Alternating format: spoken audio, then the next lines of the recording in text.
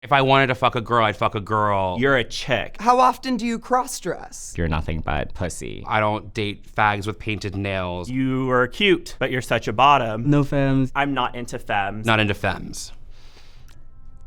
It's not like abject sadness or hurt. It's mostly just disappointment. That sort of anti-feminine, anti-Asian remarks like stay with me because it also is reinforced in like real life settings. Sometimes you don't even need someone else to make you feel like the worst person on the planet. You start to think, if I had all these things that I see other people who I admire having, you think it'll make you feel better. It was because of instances like that that I decided to kind of hide. It's hurtful to certain groups of people, you know, when they have their preferences. I feel like I cannot hit up like any of those like mask for mask dudes because immediately you would get shut down. It kind of kept me bottled up and it kept me in the closet and it kept me hidden. It's definitely trying when you really think of who you are on a visual level can stop someone from wanting to interact and establish something meaningful with you. It just makes me feel like I'm not enough.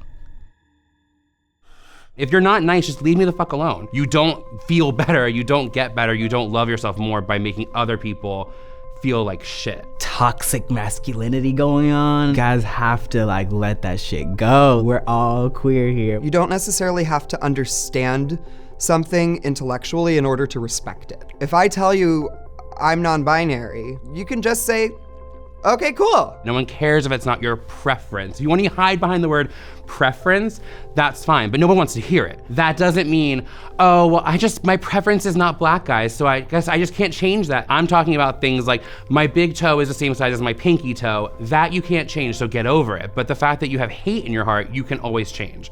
And if you don't want to change, that makes you a shitty person. I cannot wrap my head around why a gay man wouldn't want another gay man to be himself fully. And so my entire life, I've been like put up this front of like how I should act based on heteronormative masculine standards. And it's like you finally get to this place where you're like, I can be myself.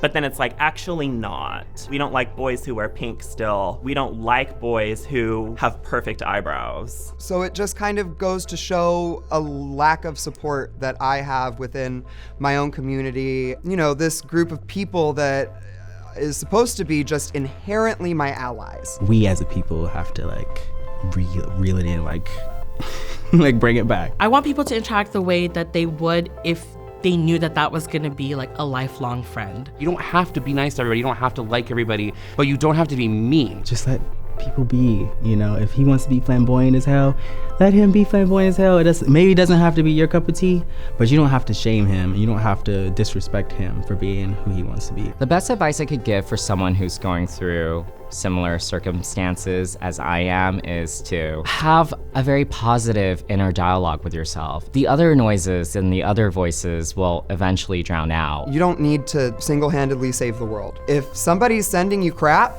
just X them out of your life. The community that we're in is like push. It's like, oh, you need to look a certain way. You need to do this. You know, it's like, you don't need to do none of that shit, bro. It takes more of a man to be effeminate and true to who you are than to hide behind this guise of heteronormativity and masculinity just to conform to what society tells you to do.